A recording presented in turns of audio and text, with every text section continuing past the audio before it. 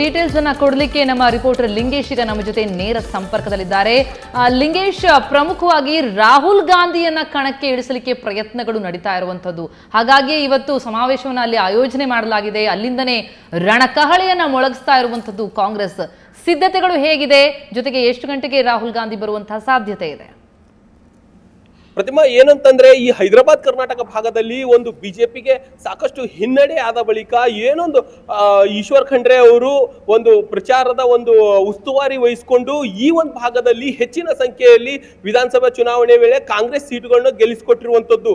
ಈ ಒಂದು ಹಿನ್ನೆಲೆಯಲ್ಲಿ ಏನೊಂದು ಈಶ್ವರ್ ಖಂಡ್ರೆ ಅವರಿಗೆ ಕಾರ್ಯಾಧ್ಯಕ್ಷ ಆದ ಬಳಿಕ ಮತ್ತು ಖರ್ಗೆ ಅವರಿಗೆ ಒಂದು ಮುಖ್ಯ ಕಾರ್ಯದರ್ಶಿ ಒಂದು ದೊಡ್ಡ ಪೋಸ್ಟ್ ನೀಡಿರೋ ಬಳಿಕ ಏನೊಂದು ರಾಹುಲ್ ಗಾಂಧಿ ಅವರಿಗೆ ಈ ಭಾಗದಿಂದಲೇ ಏನಂತಂದ್ರೆ ಅಭಿನಂದನಾ ಸಮಾರಂಭವನ್ನು ಕೆಪಿಸಿಸಿ ವತಿಯಿಂದ ಹಮ್ಮಿಕೊಂಡಿರುವಂತದ್ದು. ಈ ಮೂಲಕ ಈ ಅಭಿನಂದನಾ ಸಮಾರಂಭದ ಮೂಲಕವೇ ಏನಂತಂದ್ರೆ ಲೋಕಸಭಾ ಚುನಾವಣೆಗೂ ಚಾಲನೆ ನೀಡಿ ಒಂದು ಲೋಕಸಭಾ ಚುನಾವಣೆಯ ರಣಕಹಳೆ ಮೊಳಗಿಸಲು ಇವತ್ತು ಬೀದರ್ ಸಜ್ಜಾಗಿ ನಿಂತಿದೆ ಅಂತ ಹೇಳ್ಬೋದು. ಬೀದರ್ನಲ್ಲಿ ಎಲ್ಲಿ ನೋಡಿದ್ರು ಒಂದು ಇವತ್ತು ಕಾಂಗ್ರೆಸ್ ಮಯ ಆಗಿದೆ ಅಂತ ಹೇಳ್ಬೋದು. ಇವತ್ತು ಈ ಒಂದು ನೆಹರು ಕ್ರೀಡಾಂಗಣದಲ್ಲಿ ಒಂದು ಕಾರ್ಯಕ್ರಮಕ್ಕೆ ಒಂದು ನೆಹರು ಕ್ರೀಡಾಂಗಣ ಸಜ್ಜಾಗಿ ನಿಂತಿದೆ. ನೀವು ಹಿಂದ್ಗಡೆ ನೋಡ್ಬೋದು. ಒಂದು ನೆಹರು ಕ್ರೀಡಾಂಗಣದಲ್ಲಿ ಸುಮಾರು ಏನಿಲ್ಲ ಅಂತಂದ್ರೆ 20,000ಕ್ಕೂ ಹೆಚ್ಚು ಒಂದು ಆಸನದ ವ್ಯವಸ್ಥೆ ಕೂಡ ಮಾಡಲಾಗಿದೆ. ಒಂದು ಎಲ್ಲಾ ರೀತಿಯ ಸಕಲ ಸಿದ್ಧತೆ ಕೂಡ ಮಾಡಿಕೊಳ್ಳಿರುವಂತದ್ದು. ಪೊಲೀಸ್ ಬಂದೋಬಸ್ತ್ ಕೂಡ ಒಂದು ಕಟ್ಟುನಿಟ್ಟಿನ ಕ್ರಮ ಕೈಗೊಳ್ಳಲಾಗಿದೆ.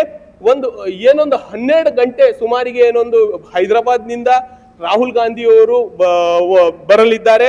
ಬೀದರ್ ಏರ್ಬೇಸ್ಗೆ ಬಂದಿಳಿದು ನೇರವಾಗಿ ಏನಂತಂದ್ರೆ ಬೀದರ್ ಈ ಒಂದು ನೆಹರು ಕ್ರೀಡಾಂಗಣದಲ್ಲಿ ನಡೆಯುವಂತಹ ಕಾರ್ಯಕ್ರಮದಲ್ಲಿ ಭಾಗಿಯಾಗಿ 1-2 ತಾಸು ಈ ಒಂದು ಕಾರ್ಯಕ್ರಮದಲ್ಲಿ ಒಂದು ಪಾಲ್ಗೊಳ್ಳಲಿದ್ದಾರೆ.